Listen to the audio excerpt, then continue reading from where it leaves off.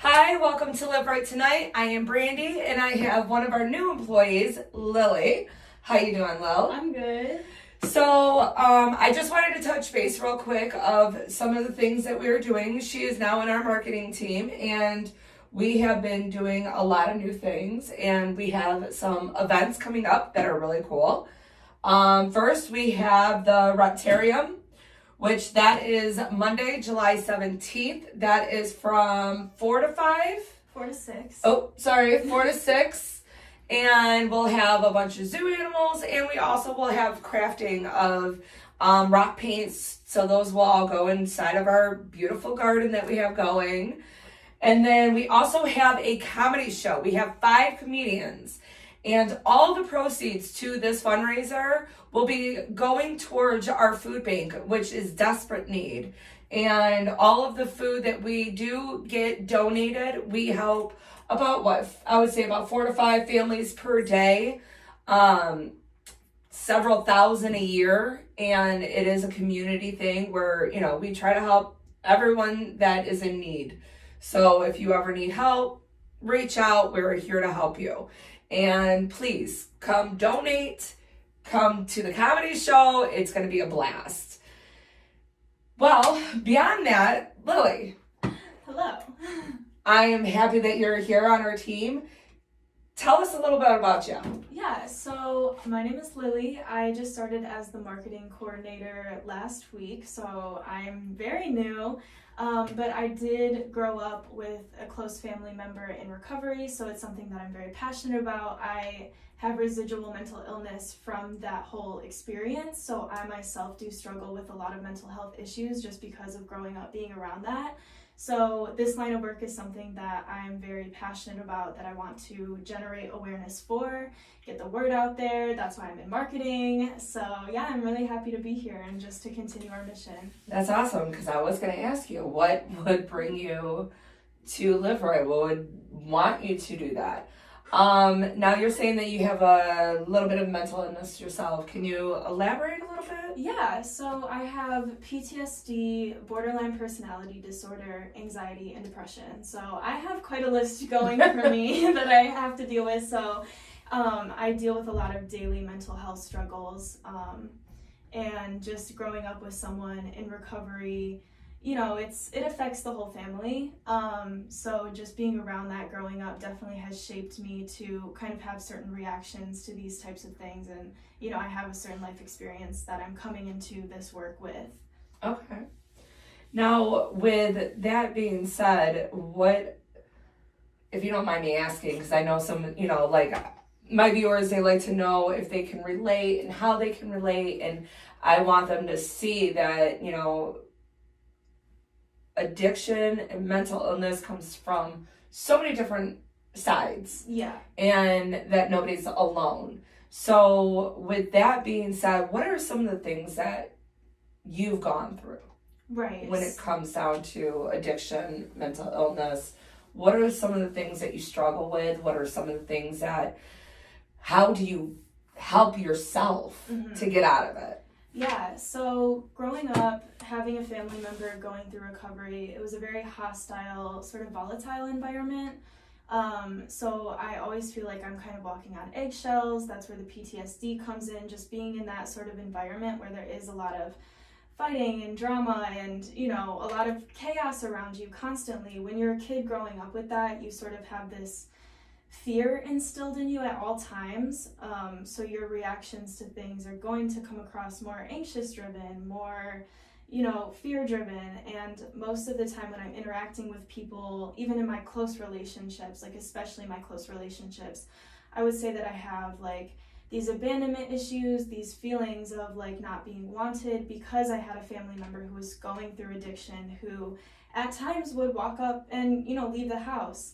So because of that, I'm coming from a place of like defensiveness almost, like I'm always trying to protect myself, and going through that daily can be really exhausting because it can be with every little thing, from talking to someone at the grocery store, like with social anxiety, or just anxiety, just sitting down in my apartment hearing a loud noise can sometimes set me off, things like that. But mostly where I struggle, it's in my personal relationships, trying to kind of learn that I am loved, I am wanted, those feelings of depression and feeling hopeless, because at one time things felt completely hopeless for me and my family.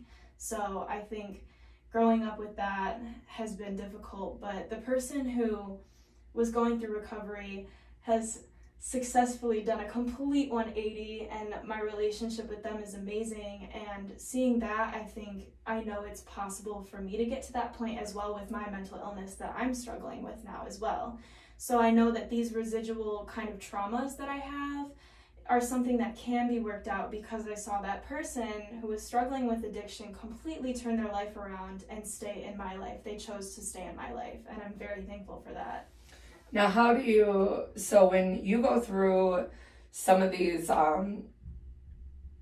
traumatic traumas, when your PTSD kicks in, your anxiety kicks in, what are some of the things that you do to calm yourself or kind of get you out of your own head? Because I know, I as well come from, PTSD, anxiety, and depression, and, we are our own worst enemy. Yeah. We get in our heads, and that's the hardest. Yeah. How do you get out of your head?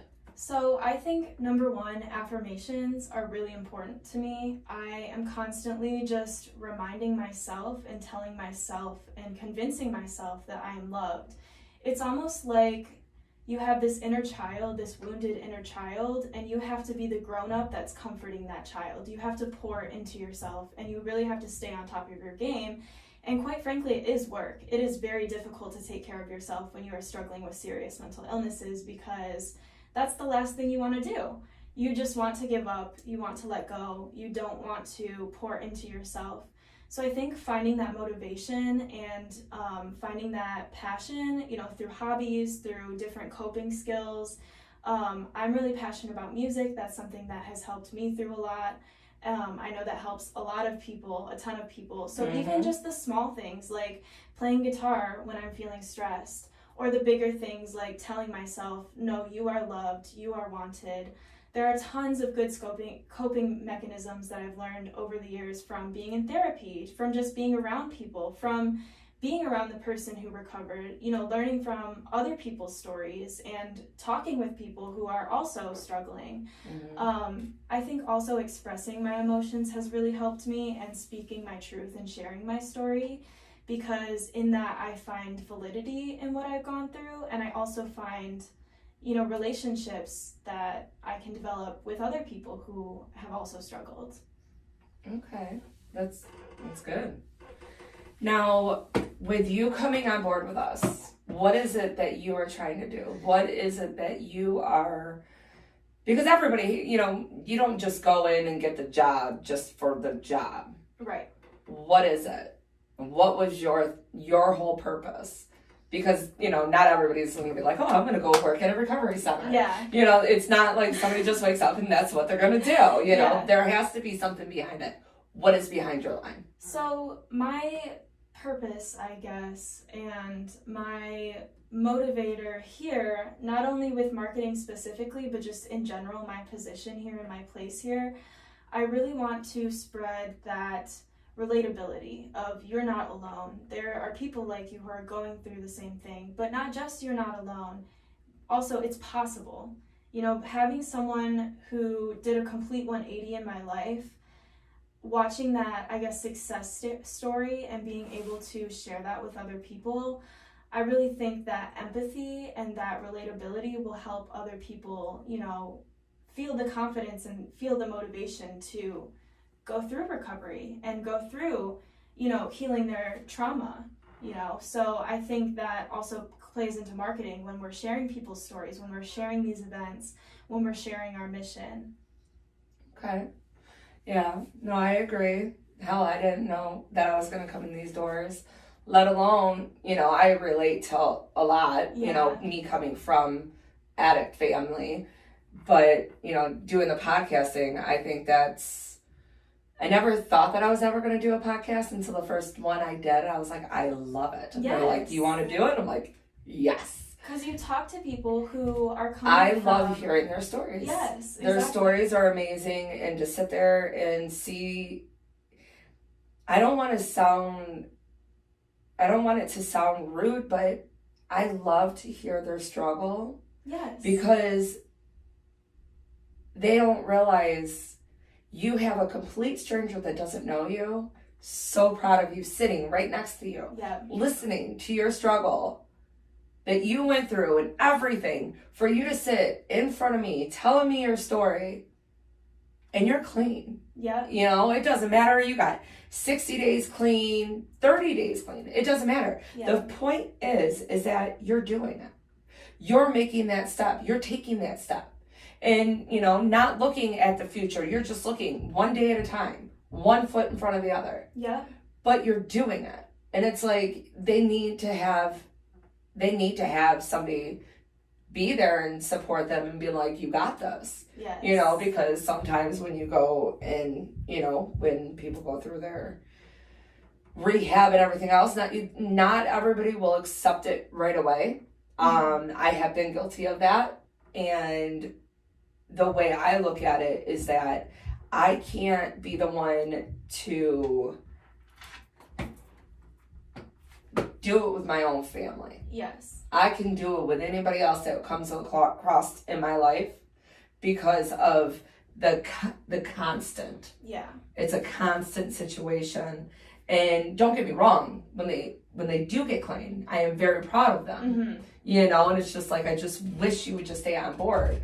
And, you know, sometimes I wish they would listen to some of these podcasts and listen to some of these people, because it's like, you haven't even had it work bad as half these people that I've talked to. Yeah. And to sit there and look at them and see where they are today, and it's like, you're amazing. Yeah. Like, you got this.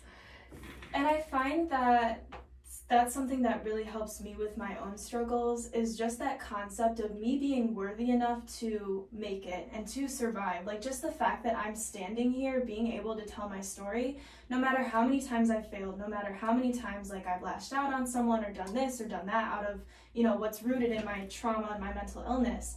Just the fact that I'm standing here and doing the work, like, that is amazing to me. Like, Absolutely. that is, I'm worthy of that. I deserve that for myself and for everyone else around me. Yeah, absolutely. And that's why I like to do these podcasts.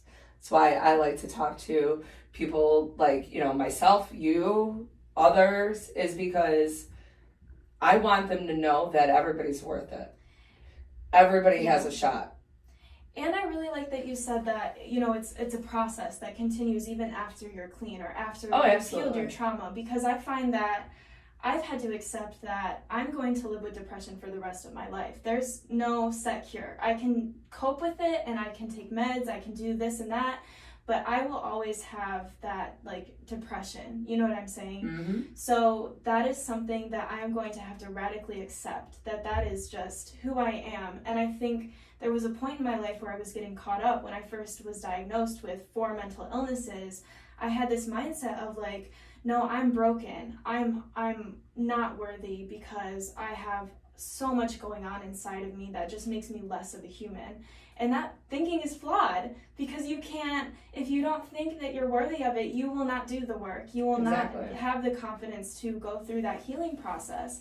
So I think that radical acceptance of it is a process, and it is something that continues throughout your life, even after the event or even after the addiction. Like, that's a very, very important concept. Absolutely. And like I said, we are our own worst enemy. Yep. You know, because the moment we start getting into the depression, or, you know, the PTSD kicks in, and it's just like you're just in your head, and all you do, you're making yourself even more, what's the word, erratic. Yeah, you're dragging yourself down. And telling yourself, like, you ain't worth it. You just, you know, and a lot of times I'll just shut down everything and go to sleep and just sleep, and I'm like, oh, no, okay, nope, we ain't done yet. Yeah. We ain't done yet, you know? Or I'll listen to a movie and then, you know, I don't know, this is probably why I got so many dang dogs, you know, because I got 3 of them. And they're, you know, they can tell when something's not right. You know, they're in bed, they'll sit there and be staring at me, and they always got me going, doing something to where I am now out of my head, because you guys are running me ragged, you know? It's like, okay, you want to go for a walk, you want to go outside, you want to do this. And it's like, is this why I'm getting so many damn dogs? Like, I'm gonna have a zoo by the time I'm old. I'm gonna have a whole zoo. I am never gonna be at my head. But, you know, everybody has their own coping skills. Everybody has their own way to get out of their head, and there is nothing wrong with how you gotta do it as long as you do it. Yep. And as long as you know that you're worth it and that you're not alone. And that is my biggest message.